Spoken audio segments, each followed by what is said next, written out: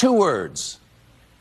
You. The stage at the Emmys has never been a safe place for Donald Trump, going as far back as 2018. I'm going to say one thing. Fuck Trump.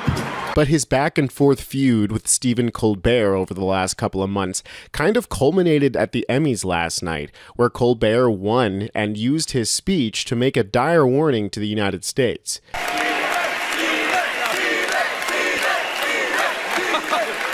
of the children. Think of the children. Thank you for this honor.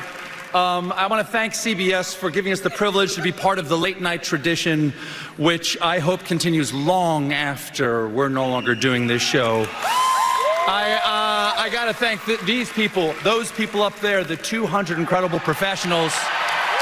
You are the pros from Dover, and I'm so proud to be one of you. We got to thank the people who have supported us for the last 20 years. Carrie Bialik, James Baby Doll Dixon. Personally, I want to thank my beautiful, brilliant wife, Evie, who's the real brains of the outfit. My 3 children, Madeline, Peter, and John. I want to dedicate this to my mom and dad, her mom and dad, and a young woman who should be here tonight, Amy Cole. That's right. 10 years ago, in September of 2015, Spike Jonze stopped by my office and said, "Hey, what do you want this show to be about?" And I said, Spike, I don't know how you could do it, but I'd kind of like to do a late night show, you know, a late night comedy show that was about love. And I don't know if I ever figured that out, but at a certain point, and you can guess what that point was, I realized that in some ways we were doing a late night comedy show about loss. And that's related to love, because sometimes you only truly know how much you love something when you get a sense that you might be losing it. And 10 years later, in September of 2025, my friends, I have never loved my country more desperately. God bless America. Stay strong, be brave, and if the elevator tries to bring you down, go crazy and punch a higher floor. Woo!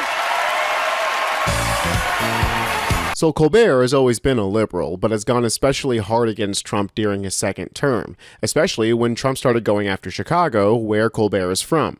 Yesterday, Trump also posted, "Chicago is the worst and most dangerous city in the world by far." Worst and most dangerous?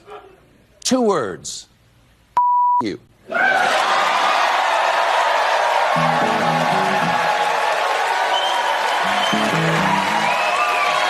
You know what? Of course, this pissed off the MAGA horde, who started complaining and saying that the CBS executives should just go ahead and fire Stephen Colbert today, because how dare he be talking to the President of the United States that way?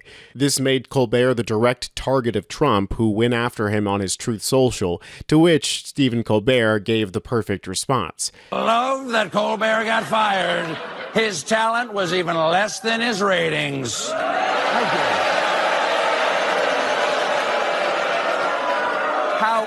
How dare you, sir? Would an untalented man be able to compose the following satirical witticism? Go f*** yourself.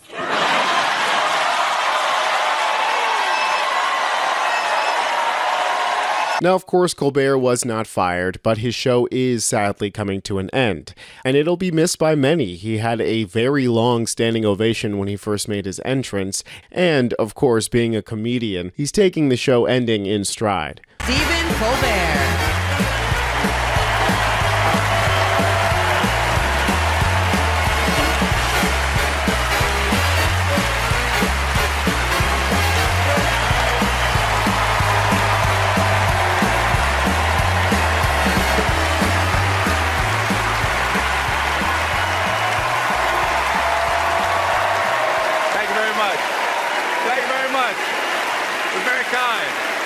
Thank you.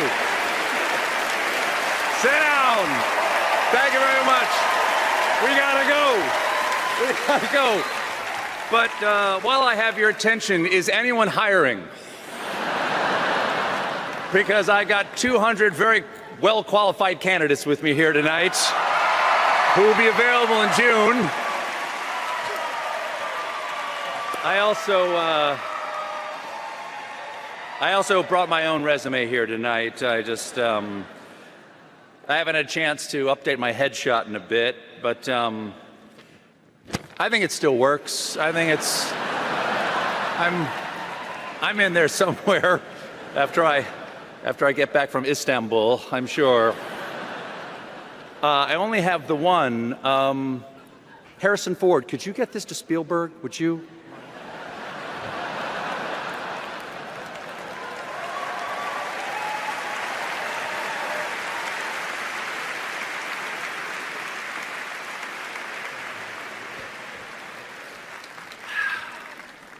And the nominees for lead actor. And the night fittingly ended with Stephen Colbert winning the Emmy for the best talk show, which he used his acceptance speech to call out a certain somebody. Sometimes you only truly know how much you love something when you get a sense that you might be losing it. And 10 years later, in September of 2025, my friends, I have never loved my country more desperately. But being called out as being responsible for the fall of America isn't the only time Trump was pointed to and laughed at. This guy did a spot-on impression of Donald Trump that you know is going to piss off MAGA. Well, I see the failing Jimmy Kimmel. How are you, sir? Great to see you. Low ratings, really horrible. It's really sad what's happening, but I will tell you that it is sad to be here in liberal Hollywood, just a bunch of nasty people. The votes for Creative Arts Emmys were calculated using Dominion voting systems. It's totally rigged.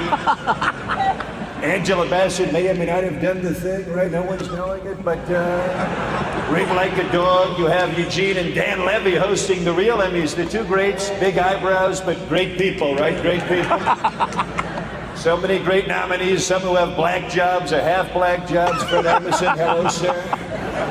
And of course, MAGA had to jump into the comments and let everybody know how little they care. Nobody cares, they said. After this week, you realize how non-important and demented this is. Breaking news, nobody cares. Fuck the Emmys and those pedophiles. Really, they're the ones diddling children. Well, I have bad news about your God King who's best friends with Epstein.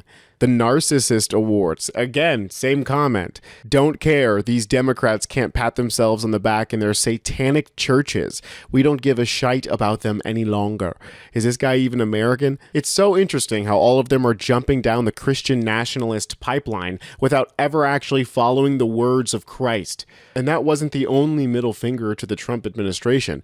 Hannah Einbinder from the show Hacks also gave it to him short and sweet. Finally, go Birds, fuck ICE, and free Palestine. Thank you. All in all, it was not a good night for Trump, which is probably why he's ignoring it right now and acting like his feelings aren't hurt.